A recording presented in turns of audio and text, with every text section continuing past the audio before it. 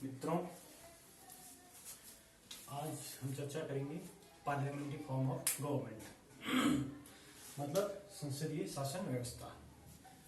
संसदीय शासन व्यवस्था में क्या होता है कि यहाँ पे संसद है वो दो सदनों से मिलकर बनी होती है और इस व्यवस्था का एक जो हम हिस्टोरिकल बैकग्राउंड देखेंगे तो ये ब्रिटेन में सबसे पहले प्रचलन में आई। उसके बाद में भारत, आप जानते ही हैं कि ब्रिटिश की कॉलोनी रहा है, उपनिवेश रहा है, तो भारत ने भी जो संसदीय शासन व्यवस्था है वो ब्रिटेन से ली है।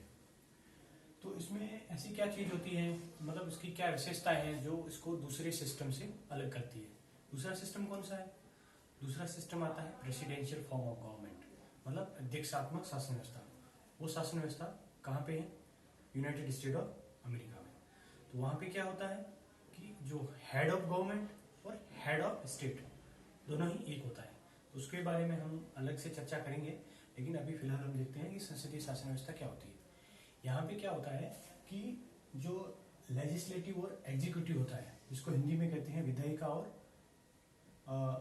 कार्यपालिका, तो इनके बीच का जो रिलेशनशिप है, इनका भी जो संबंध है वो बहुत ही क्लोज रहता है, क्योंकि जो प्राइम मिनिस्टर होता है वो एग्जीक्यूटिव भी होता है और वो पार्लियामेंट का मेंबर भी होता है। तो मतलब एक तरफ वो लेजिस्लेटिव और एग्जीक्यूटिव दोनों का एक क्लोज कोऑर्डिनेशन रहता है। और इसमें ये यदि और थोड़ा सा इसको एक्सप्लेन करें कि आपको दिमाग में क्वेश्चन पैदा होना जरूरी है और होना भी चाहिए कि एग्जीक्यूटिव लेजिस्लेटिव क्या होती है। ये स्टेट के ऑर्गेन होते हैं। स्टेट मतलब राज्य के, लेजिस्लेटिव मतलब जो कानून बनाती है, एग्जीक्यूटिव जो उसको लागू करती है, और एक होती है जुडिशरी। जुडिशरी इन दोनों कानूनों, इनके द्वारा जो कानून बनाए जाते हैं वो यदि सही है, ये कानून सही का मतलब जो संविधान की आत्मा है उसके अनुसार है, मतलब उसमें जो प्रोसीजर है वो फॉलो हुआ है कि नहीं हुआ है। जैसे अलग अलग देश में अलग अलग प्रोसीजर का नाम दिया गया है। जैसे एक होता है procedure rule establish by law, जो इंडिया में है। एक है रूल ऑफ लॉ, जो यूएसए में फॉलो किया जाता है। अब इंडिया में क्या है, सुप्रीम कोर्ट के मेनका गांधी वर्डिक्ट और जो आजकल जो जुडिशरी जिस हिसाब से प्रोएक्टिव लोग काम कर रही है, तो रूल ऑफ लॉ वाला ज्यादा फॉलो किया जा रहा है। तो ये हो गया बेसिक स्टेट के ऑर्गन क्या होते हैं। ठीक है, हम वापस आते हैं पार्लियामेंट्री फॉर्म ऑफ गवर्नमेंट क्या होता है। ठीक है, तो क्लोज रिलेशनशिप होता है एग्जीक्यूटिव और लेजिस्लेटिव के बीच में। और दूसरी चीज इसकी है कि एग्जीक्यूटिव जो है, एग्जीक्यूटिव मतलब व्यवस्थापिका है, वो विधायिका के प्रति उत्तरदायी होती है। कैसे कि जैसे भारत में प्राइम मिनिस्टर और जो मंत्री परिषद है वो संसद के दोनों सदनों से चुन के आते हैं, चाहे भले ही लोकसभा हो चाहे राज्यसभा। लेकिन एक चीज ध्यान देने की है, जो रिस्पॉन्सिबिलिटी रहती है सरकार की, सॉरी एग्जीक्यूटिव की, वो लोअर हाउस होती है। लोअर हाउस क्या है? लोकसभा।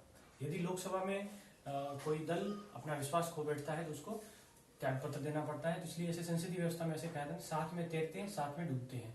ठीक है, ऐसा ब्रिटेन में कहा जाता है और भारत में भी मोर और लेस सेम ही है।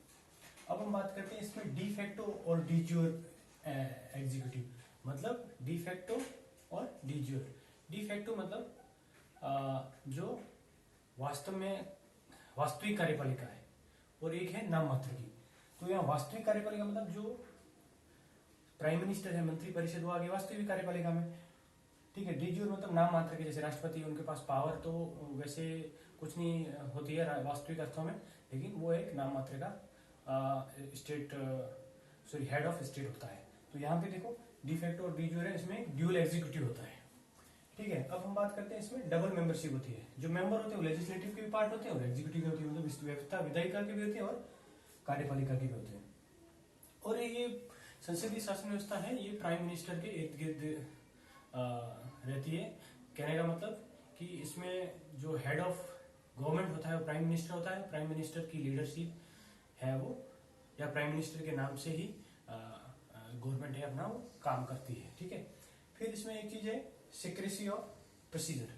तो इसकी जो प्रक्रिया है इसकी काफी गोपनीयता बनाए रखती है। चाहे संसद की बैठकें हो, चाहे कार्रवाई हो, जितनी भी हो, वहां पे प्राइवेसी रहती है। और इसको जो संसद के कानून बने हुए हैं, जैसे भारत में संसद में 102 आर्टिकल के तहत बताया गया है कि उनको उनकी जो भी कार्रवाई होगी उनको उसको प्रिविलेज दिया जाता है, और जितने भी कार्य उसको लेकर के लोकसभा में भी अलग अलग कानून बने हुए रहते हैं। तो ये बेसिक चीजें थी संसदीय शासन व्यवस्था के बारे में। और एक जो ब्रिटेन का संसदीय शासन व्यवस्था है उसमें और इंडिया के शासन व्यवस्था में देखा जाए तो थोड़ा सा फर्क है। फर्क ये है कि इंडिया में जो है वो हेड ऑफ जो गवर्नमेंट होता है वो चुना जाता है, मतलब जनता की जो चुनी हुई प्रतिनिधि होती है हेड ऑफ स्टेट। वहीं ब्रिटेन में क्या है, वो मोनार्किकल है, जो किंग है जो पीढ़ी दर पीढ़ी उसको हेड ऑफ जो स्टेट है वो रहता है। तो ये दोनों में फर्क है। और दूसरी चीज क्या है, ब्रिटेन में एक शैडो कैबिनेट का प्रावधान है। शैडो कैबिनेट क्या होता है?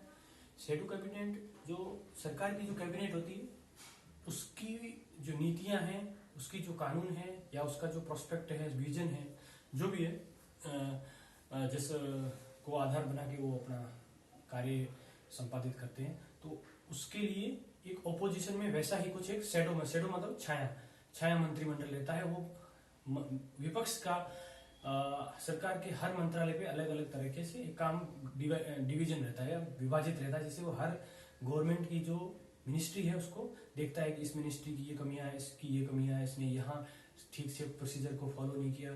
तो इस तरह से एक हेल्दी डेमोक्रेसी जिसको हम कह सकते हैं, और एक कंस्ट्रक्टिव क्रिटिसिज्म इसके थ्रू आता है, जो एक ब्रिटेन की जो पार्लियामेंट है उसमें ऐसा प्रावधान है। लेकिन भारत में अभी लोकतंत्र 75 वर्ष की जो यात्रा की है, इसमें इस पे भी एकेडमिक और पॉलिसी लेवल पे डिस्कशन होता है। हो सकता है इसको भी हम लोग भी फॉलो कर लें। और इसको तो ये थी शासन व्यवस्था, संसदीय शासन व्यवस्था क्या होती है, और यदि इससे अलग दूसरी शासन व्यवस्था है जैसे अध्यक्षतात्मक शासन व्यवस्था, प्रेसिडेंशियल शासन व्यवस्था क्या होती है, उसको हम लोग नेक्स्ट वीडियो में पढ़ेंगे। तब तक के लिए आप इसको एंजॉय कीजिए।